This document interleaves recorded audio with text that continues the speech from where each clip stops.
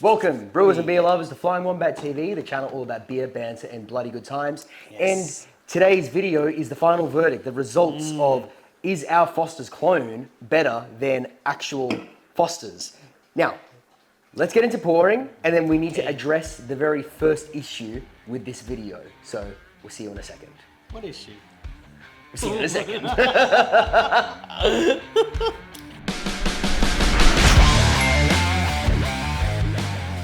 To show you guys which one is which, well, take a guess. Pause this video. Yeah.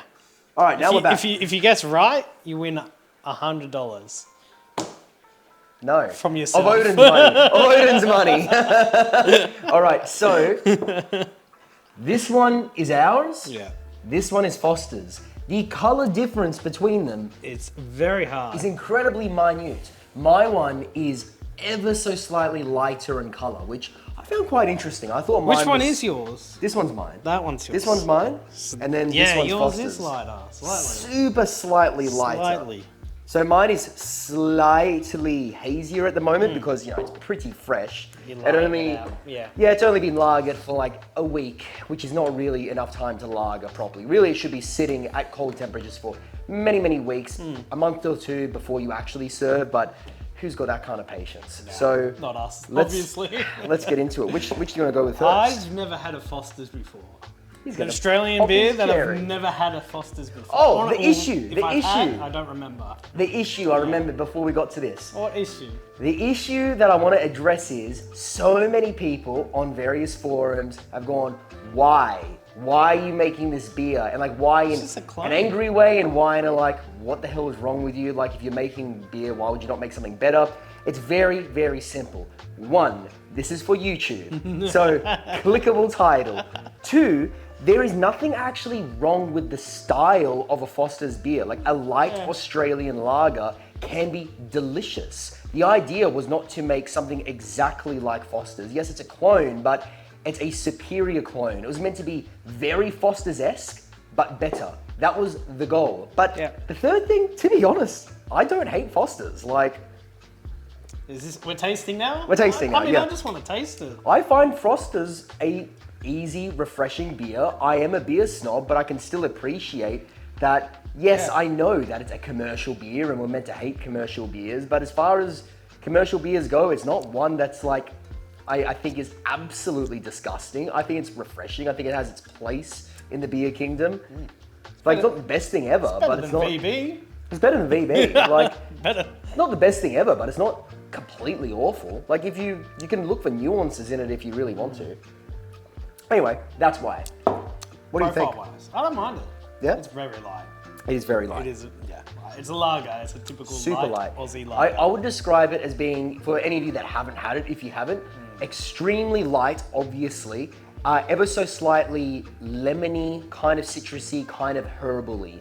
That's how I would describe it. Is it 4.9% as well? 4.9%, which I am not sure if the original Fosters were actually 4.9%. I distinctly remember them being like 4% and like less standards in a can. This one is 1.4 standards a can, 4.9%. This literally drinks like water. It does, it's very You easy. could easily get plastered on this. And But that's down. the dangerous thing. It's not low. I mean, it's not, made for that. It's not It's a commercial but beer. It's also not a low alcohol beer. No, Like 4.9 4.9 is is, yeah, standard pretty strength. average, Standard yeah. strength beer. For a lager, standard strength. Mine came out at 4.7%. So finished slightly lighter than I was planning. It was so close to hitting target, but I was one gravity point short of hitting 4.9%. Cheers. By the way, the head retention on mine, this has been sitting for a while. We've been taking photos and stuff. Odin's is a better representation. Show up the head retention. Yeah. That's been there for a fair few minutes now, and it's just got a thick lacing of head. That's something the Foster's doesn't have. The head just vanishes, and then it turns into nothing. My head lasts for days. You like my head? That's the wrong social platform. This one tastes even lighter. It does. And that's the thing. With lagering or like, how much would it change? That's with the thing lager? that actually was, that's why I wanted to get your honest Yeah. reaction before I told you what I thought. I'm so confused how that happened. I thought for sure mine will come out maltier because I had that like 4% of Munich malt.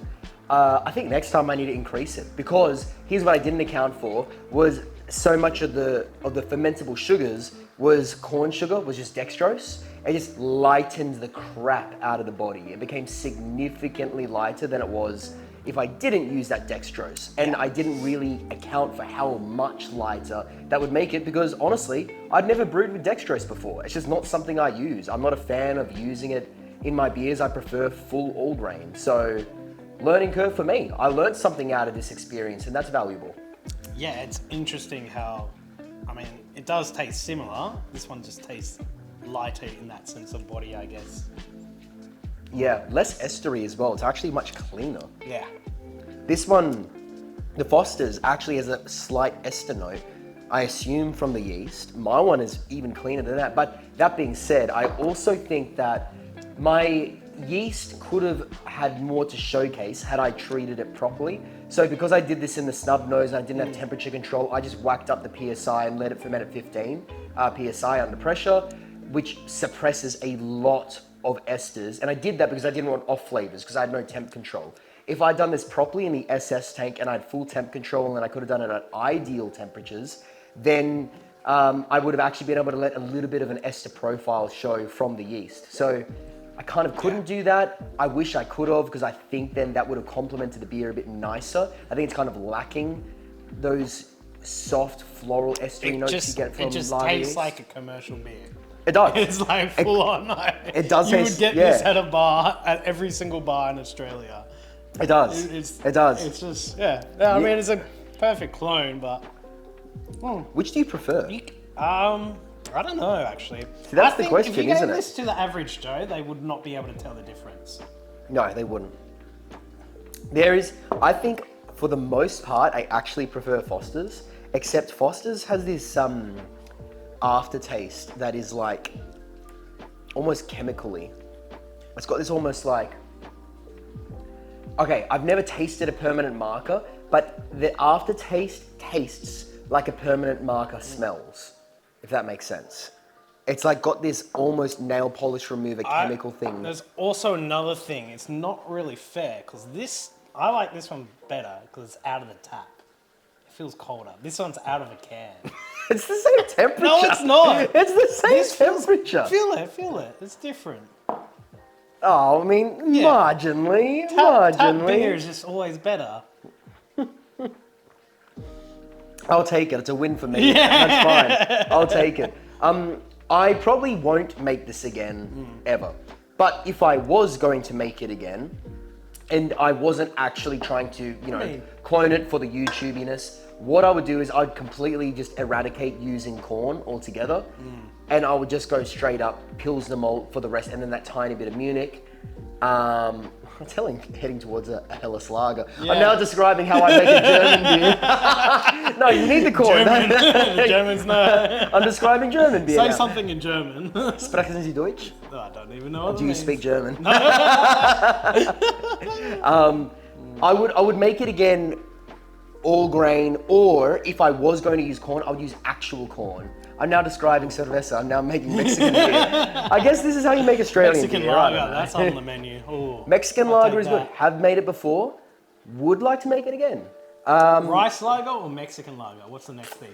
Out of lagers. You tell us. Do Yeah. you guys want to see us make a Mexican lager or a rice lager? Let us know. Yeah. That's the one we'll make next. I love both styles. They're both great. Yeah. I don't think there's that much more to say. No, not really. It's beer flavored beer once again. It is a very Actually- easy drinking, bingeable, getting your ass wiped. And on that fantastic segue, speaking Yeah. of beer flavored beer, let's quickly pour a pint each of the Australian Pale Ale and compare which of the three we think is best. Ale and lagers. All right, All right. we're back. We've now got our Australian Pale Ale. Where's the lager? There's the lager. Look at the difference. So, big color difference. Yeah. And you know what that color difference is? So that's the lager. Well, that's the the Foster's clone. This is an Australian Pale Ale. That color difference is flavor. So, Let's see. Yeah. It's been a while. oh man, it's apples and oranges. They're so different. They're actually so different. It's actually got some hop character to it. That's unusual. Oh, that's Hop weird. character. I only drink lagers, mate. That's really weird. The Foster's clone has more flavor after tasting the pale ale. Maybe that's the pale ale pale lingering ale. on my tongue when I go back to That's the hops, mate. Look, I prefer the pale ale. Not because I prefer pale ales to lagers. In fact, I think often these days I prefer a pale lager versus a pale ale. But in this particular case, just the corn really just kills it. That dextrose powder just kills flavor. It lightens the body, sure, but it just eradicates flavor. Okay, here's what I would do if I was going to brew this again. I would halve the dextrose because you need some of it in there to make it this style of beer. I would also increase the hops. I'd increase both bittering and late addition aroma hops. And I would ferment it properly, not under pressure, at the right temperature to let the esters shine a bit. And I think that would just give it so much more flavor and so much more character. Yeah, I think final verdicts. It's not a bad beer. It's just a commercial beer. It's a commercial beer. It's literally- So I successfully made a Kinda. sellout commercial beer. Yeah, So yeah. one day when the big breweries The buy the Wombat from me, Yeah. I know I can sell out hard and make crap commercial beer. I'm ready. I've got corporate in my soul.